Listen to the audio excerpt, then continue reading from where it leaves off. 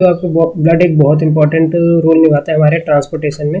तो ट्रांसपोर्टेशन में जो ब्लड है, ब्लड के अंदर क्या पाया जाता है, कैसे कॉम्पोजिशन से, उसके बारे में पढ़ते हैं। पहले ब्लड किस किस चीज़ से मिलकर के बना होता है? एक red blood cell, 2 RBC, 3 platelets और 4 प्लाज्मा।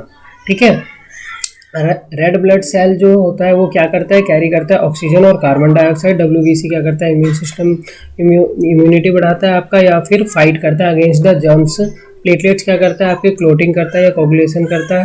प्लाज्मा क्या करता है? आपका फूड, जो फ्लूइड होता है वो फ्लूइड कैरिंग पार्ट होता है। ये जितने भी अदर कंपोनेंट्स होते हैं, न्यूट्रिएंट्स वगैरह होता है, उनको कैरी करता है आपका प्लाज्मा। ठीक है, प्लाज्मा कैरी करता है जितने भी न्यूट्रिएंट पार्ट होते हैं। अब आप देखो इसके कंपोनेंट्स और उसके जो परसेंटेज होते हैं।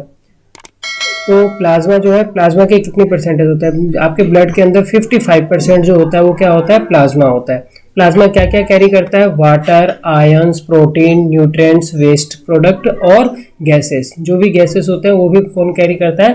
प्लाज्मा। इसके बाद आप देख रहे हो कि प्लेटलेट्स कितने परसेंट होते हैं हमारे ब्लड के अंदर? 1%। Only 1% platelets. 1% के अंदर क्या आता है? Platelets and white blood cells. ठीक है, प्लेटलेट्स और व्हाइट ब्लड सेल जो आता है आपके 1% के अंदर आता है। 44% जो होता है आपका रेड ब्लड सेल होता है। और रेड ब्लड सेल किसकी वजह से रेड दिखता है?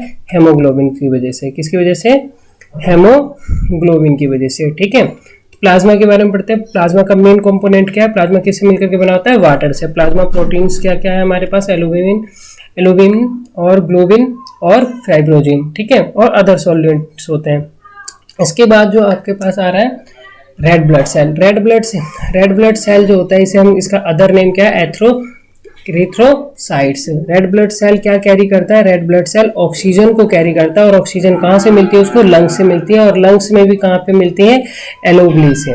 ठीक है, एलोबली से ये कैरी करते हैं ऑक्सीजन। और यहीं पे, यहाँ से जो ऑक्सीजन मिलता है वो आपके हेमोग्लोबिन में डिजोल्व हो जाता है। किससे बॉन्ड हो जाता है? हेमोग्लोबिन से। और हेमोग्लोबिन मॉलिक्यूल्स से मिलने के बाद ये आपके बॉडी सेल्स के जो टिश्यू है, बॉडी के अंदर जो टिश्यू सेल्स है, वहाँ पे ये इन्हें रिलीज कर देता है। और वहाँ से जो टिश्यूज है, टिश्यू से फिर इसके बाद यहाँ से जो टिश्यू है आपके, टिश्यूज के पास से जो टिश्यू है उसके पास से क्या ले लेते हैं? कार्बन डाइऑक्साइड ले लेते हैं। और फिर उसको रिवर्स फिर वहाँ पे कहाँ पे रिलीज कर देते हैं? लंग्स के पास ही। ठीक है, और फिर लंग्स उस कार्बन डाइऑक्साइड को आपके बॉडी से एक्सक्रीट कर देता है। ठीक है, ये आपके रेड ब्लड सेल का काम था। फिर उसके बाद आपका रेड ब्लड सेल देखो कैसा होता है। रेड ब्लड सेल का जो नेचर है वो वाई कॉनकेव है। कैसा शेप होता है उसका? वाई कॉनकेव है। रेड ब्लड सेल है, सेल के अंदर क्या है? न्यूक्लियस नहीं है। रेड ब्लड सेल के अंदर न्यूक्लियस नहीं है। डायामीटर इसका अप्रोक्सीमेशन कितना होता है? 0.01 mm होता है। इलास्टिसिटी क्या होती है? ये इलास्टिक होता है। इलास्टिक मतलब ये स्क्वीज भी दब जाता है या फिर स्ट्रेचेबल होता है। ये आपकी बॉडी में, पूरे बॉडी में लगभग कितना होता है? 5 मिलियन आरबीसी पर मिलीमीटर क्यूब्स। ठीक है, आपके अगर पर मिलीमीटर क्यूब में देखोगे तो आपको कितने आरबीसी मिलेंगे, कितने रेड ब्लड सेल मिलेंगे? 500 मिलियन। क्या कंटेन करता है रेड ब्लड सेल? हेमोग्लोबिन। ठीक है, हेमोग्लोबिन क्या होता है? रेड पिगमेंट होता है। इसकी वजह से आपका जो ब्लड होता है कैसा दिखता है? रेड। ठीक है, अब आप देखो ये क्या कर रहा है? एनेबल कर रहा है ऑक्सीजन को। ठीक है, ऑक्सीजन ट्रांसपोर्ट कर रहा है कहाँ से? Lungs to rest part of the body. Life span इस कब कहाँ, ये जो रेड ब्लड सेल होता है इसकी लाइफ जो है वो कितने से कितने दिन की है? 3 to 4 मंथ तक। 3 to 4 मंथ जो रेड ब्लड सेल होता है वो जीवित रहता है। उसके बाद ये मर जाता है, डेड हो जाता है। ये डिस्ट्रॉय कहाँ पे जाकर के होता है? ये डिस्ट्रॉय होता है स्प्लीन और लीवर में। ठीक है, कहाँ पे? स्प्लीन और लीवर में। लीवर में जाकर के डिस्ट्रॉय होते हैं, मतलब इनका जो डेथ होता है वो लीवर में होता है। और स्प्लीन जो है आपके रीढ़ की हड्डी, जो आपका रीढ़ की हड्डी है वहां पे होता है। ठीक है, इसके बाद ये बनता कहाँ पे है? फॉर्मेशन कहाँ पे होता है? फॉर्मेशन जो होता है रेड ब्लड सेल का वो बोन मैरो में होता है। कहाँ पे होता है? बोन मैरो में। ठीक है, बोन मैरो में हमारे इसका रेड ब्लड सेल का फॉर्मेशन होता है। ठीक है, इसके बाद आता है आपका white blood cell. White blood cell का जो अदर नेम है, व्हाइट ब्लड सेल का जो अदर नेम है वो आपको दिख रहा होगा, ल्यूकोसाइट्स। ठीक है, कौन सा है ये? ल्यूकोसाइट। अब व्हाइट ब्लड सेल के टाइप 10th तक के लेवल पे आपसे ये कोई नहीं पूछेगा कि कितने टाइप होते हैं। बस व्हाइट ब्लड सेल की जो वर्किंग है वो क्या है? ये क्या करता है? आपके इम्यून सिस्टम्स को बढ़ाता है। क्या करता है? इम्यूनिटी बढ़ाता है। और ये क्या करता है? फाइट करता है। क्या करता है? ये फाइट करता है अगेंस्ट जर्म्स। ठीक है, ये क्या करता है, फाइट करता है अगेंस्ट द जर्म्स। इसके बाद आप अपनी नॉलेज के लिए से पढ़ सकते हो व्हाइट ब्लड सेल के कितने टाइप होते हैं। व्हाइट ब्लड सेल पहले तो दो टाइप के होते हैं, ग्रैनुलर और ए ग्रैनुलर और ग्रैनुलर। फिर ग्रैनुलर कितने टाइप के होते हैं आपके, ग्रैनुलर होता है दो टाइप का, एक लिम्फोसाइट्स, मोनोसाइट्स, ठीक है। और ग्रैनुलर कितने टाइप के होते हैं, तीन टाइप के होते हैं, वेसुलोफाइल्स, न्यूट्रोफाइल्स और इसिनोफाइल्स, ठीक है। इनकी कॉम्पोजिशंस देखो, इनके कॉम्पोजिशन कितने होते हैं, 20 से 25%, 3 से 8%, 5 से 1%, 60 से 70% और 2 से 4%।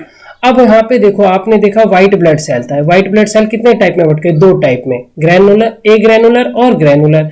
फिर ये ग्रैनुलर कितने टाइप में बट गए, दो टाइप में, ठीक है। फिर इसके बाद भी जो आपके जो लिम्फोसाइट्स है ये कितने टाइप में बढ़ जाते हैं, तीन टाइप। इसके अंदर तीन टाइप के सेल पाए जाते हैं, एक तो टी सेल, बी सेल और एनके सेल, ठीक है। इन सब की अपनी अपनी वर्किंग होती है। अब आप नेक्स्ट करो व्हाइट ब्लड सेल, ठीक है। तो आपने देखा ग्रैनुलर, यहाँ पे क्या आ गया, व्हाइट ब्लड सेल में ग्रैनुलर। ग्रैनुलर के कितने टाइप पढ़े थे आपने, तीन, न्यूट्रोफाइल्स, न्यूट्रोफाइल्स, इस्नोफाइल और वैसोफाइल्स। इसमें भी आपने देखा इनके क्या फंक्शन है, ये फेगोसाइट्स पैथोजेंस है ना, सेलुलर ड्राइव्स करते हैं। इसका क्या यूज है, एस्नोफाइल्स का, ये यूज करते हैं granular content to digest the pathogens. Pathogens क्या है, आपके जितने भी जर्म्स है, बैक्टीरिया, उनको ये डाइजेस्ट करते हैं, ठीक है, और रिड्यूस करते हैं इन्फ्लेमेशन। वैसोफाइल्स क्या करता है, ये प्रमोट करता है ब्लड फ्लो को, क्या करता है, प्रमोट करता है ब्लड फ्लो को टू द इंजर्ड टिश्यू, ठीक है, जहां पे इंजर्ड टिश्यू है वहां पे ब्लड फ्लो को प्रमोट करता है वैसोफाइल्स। इसके बाद आप देखो लिम्फोसाइट, लिम्फोसाइट्स में मैंने बताया था तीन टाइप के सेल होते हैं, एक बी सेल होता है और एक टी सेल होता है। बी सेल क्या करता है, वो प्रोड्यूस करता है एंटीबॉडीज, क्या करता है, प्रोड्यूस करता है एंटीबॉडी। और टी सेल क्या करता है, ये डिस्ट्रॉय करता है कैंसर और वायरस इन्फेक्टेड सेल्स, ठीक है। जो कैंसर हो जाते हैं या वायरस इन्फेक्टेड सेल्स होते हैं उनको कौन डिस्ट्रॉय करता है, टी सेल डिस्ट्रॉय करता है। जो आपका लिम्फोसाइट होता है, ये जो लिम्फोसाइट है ये रेस्पॉन्सिबल होता है आपके इम्यूनिटी की वजह से। किसके लिए रेस्पॉन्सिबल होता है, इम्यूनिटी की वजह से, ठीक है। अब आप देखो मोनोसाइट्स, मोनोसाइट क्या करता है, a become a macrophages that phagocytize pathogens and cellular derives, ठीक है। नेक्स्ट, इसके फंक्शन ऑफ ब्लड, जो फंक्शन ऑफ ब्लड है देखो, अब आप टोटल आफ्टर ऑल जो देख रहे हो ब्लड के कितने फंक्शंस है। ब्लड सबसे पहले क्या कर रहा था, सप्लाई कर रहा था ऑक्सीजन को टिश्यू तक, और कार्बन डाइऑक्साइड कहां से, टिश्यू से आपके लंग्स तक, ठीक है। लंग्स के बाद वो कहां चले जाते हैं, एनवायरमेंट में, ठीक है। इसके बाद ये क्या कर रहे हैं, सप्लाई कर रहे हैं न्यूट्रिएंट्स। न्यूट्रिएंट को कौन सप्लाई कर रहा है, प्लाज्मा कर रहा है, कौन कर रहा है, प्लाज्मा, ठीक है। इसमें भी क्या है, न्यूट्रिएंट कौन कौन से, ग्लूकोज, अमीनो एसिड और फैटी एसिड्स, ठीक है, glucose, amino acid and fatty acid.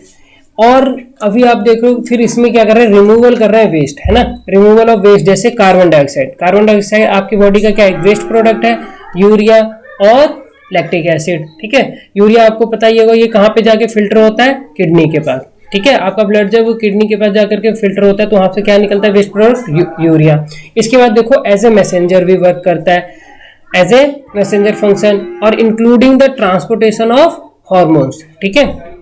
और इसके बाद देखो ये आपकी बॉडी के पीएच को रेगुलेट करता है, ठीक है, ना ज्यादा एसिडिक रहने देता है आपके बॉडी ब्लड को और ना ही ज्यादा बेसिक, ठीक है। इसके बाद ये आपके बॉडी के टेम्परेचर